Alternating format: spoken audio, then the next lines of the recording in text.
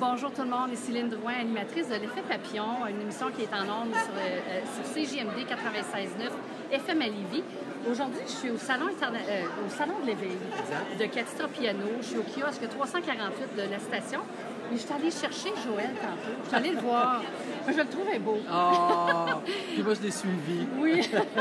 Puis ce que j'aime, c'est que tu as sorti un beau livre. Je ne l'ai pas lu, mais dès que je l'ai pris, je l'ai trouvé beau. Il est plein de douceur, il est plein d'humanité. Ça s'appelle La force insoupçonnée du réconfort. J'aimerais ça que tu nous en parles, pour qu'on puisse en connaître davantage. Bien, c'est un livre que je voulais d'abord réconfortant pour l'œil. Oui. Alors, comme on peut voir, on ne voit pas bien. Mais bref, regarde, il y a des couleurs, il y a toutes sortes de... Donc, à l'intérieur de ce livre-là, il y a des exercices, des pensées, des propositions de vie, des choses que j'ai vécues aussi. On a tous notre parcours dans la vie. Moi, il y a quelques années, il m'est arrivé une épreuve dans ma vie. Donc, j'ai dû apprendre à me sortir de ça, mais à retrouver l'estime de moi, mais par le réconfort. OK. À vrai dire, je me suis réveillée une nuit, en plein été l'année passée, en me disant, j'avais ce mot-là en tête, réconfort. Je me disais, mais ça vient d'où? C'est pourquoi réconfort? Et tranquillement pas vite, je me suis mis à aller écrire de nuit, genre qui était 4 heures du matin jusqu'à 7 heures, le temps que les filles se lèvent. Donc, j'avais 3 heures par jour. Et je me suis mis à écrire vraiment sur... Si je n'avais pas eu ce réconfort dans ma vie, probablement que je ne m'en serais pas sortie de la même façon. Ce réconfort-là, il vient de où et de qui? Qu'est-ce qui peut nous donner du réconfort? Bien, il y a 3 façons. Ouais. Il y a le réconfort qu'on offre aux autres. En général, c'est celui le plus facile. Ouais. On est toujours là pour donner aux autres. Il y a le réconfort que les autres peuvent nous donner aussi. Donc ça prend un petit bout de temps aussi. Des fois, on dit, ben non, je ne le mérite pas. Ouais. Mais le plus difficile, c'est d'essayer de trouver le réconfort envers nous-mêmes. Et dans le livre, je donne plein de trucs pour justement arriver à se réconforter. Parce qu'on n'apprend pas ça à l'école, malheureusement. Effectivement. Mais comment est-ce qu'on arrive dans une situation difficile où tu peux te dire, OK, je peux reposer que sur moi-même pour essayer de me réconforter, de me sortir de ce que je vis, pour retrouver l'estime de soi qui souvent s'est envolée. Et quand il n'y a pas d'estime de soi, c'est impossible d'avoir un réconfort à soi-même. Si tu t'aimes pas, tu n'as pas envie de te gâter, de te réconforter. Alors tout ça est lié. Quand tu as appliqué ces outils-là, ces ressources-là, ça t'a pris combien de temps à peu près pour te sortir justement, parce que tu devais vivre un moment difficile? Oui. Comment tu as dit, hey, là, je m'en suis sortie puis je veux le partager aux autres? Ça peut prendre combien de temps? Ben, moi, ça m'a pris, je te dirais, 3 ans. Oh, quand même. C'est un 3 ans de travail sur moi-même. Mais si je peux vous faire sauter des étapes à la lecture du livre, c'est tant mieux aussi. Mais je pense que tout le monde, on a un cheminement à faire aussi. Et il n'y a pas de recette, vraiment, à part que d'entrer en soi-même et d'aller identifier les blessures aussi d'enfance, les blessures qui nous ont portés jusqu'à ce jour, et aller tout d'abord les voir et ensuite essayer de dénouer tout ça, mais toujours dans la douceur, la bienfaisance. C'est un livre que j'ai écrit que je voulais qu'il soit doux, mais du premier au dernier mot. Mais je l'ai senti quand j'ai touché ton livre, cette douceur-là. Puis je pense que quand on comprend qu'est-ce que c'est la douceur envers soi, je pense que ça ouvre beaucoup de portes après. Hein? Beaucoup de portes, et ça ferme beaucoup de portes aux autres aussi qui ne sont pas doux. Tu me parles de façon agressive, excuse-moi, ça ne m'appartient pas. Je vais m'en aller sur les réseaux sociaux. Des fois, on peut avoir des commentaires hyper haineux.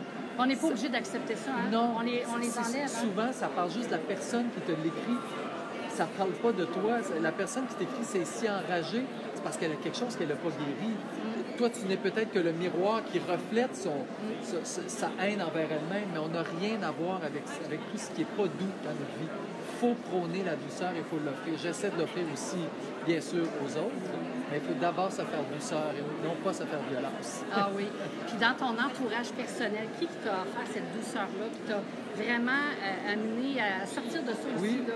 Il y en a ou une personne qui t'a vraiment marqué? Mais il y en a plein. Il y en a des dizaines de personnes. Bon, tout d'abord, la famille immédiate. C'est sûr que c'est une chance. D'avoir des enfants, c'est une chance aussi. Un conjoint qui était là pour moi. Mais au-delà de ça, c'est un regard sur la rue, un sourire, une étreinte. C'est toujours simple. Il y a une voisine dont je ne connais toujours pas l'identité après toutes ces années, qui un jour j'arrive et sur ma porte, j'ai des muffins. Elle m'a fait des muffins. C'est bien gentil. C'est gentil. Elle fait juste m'écrire, je crois que tu traverses une période difficile. Une voisine qui t'aime. That's it. Anonyme. Mais ça aussi, faire des gestes anonymes, ça fait un bien autant pour la personne qui va recevoir que de savoir que jamais personne, à part toi-même, va savoir que tu as fait quelque chose qui est bon pour quelqu'un d'autre. Hey, on devrait inviter les gens à faire ça, un geste anonyme comme ça. Voilà.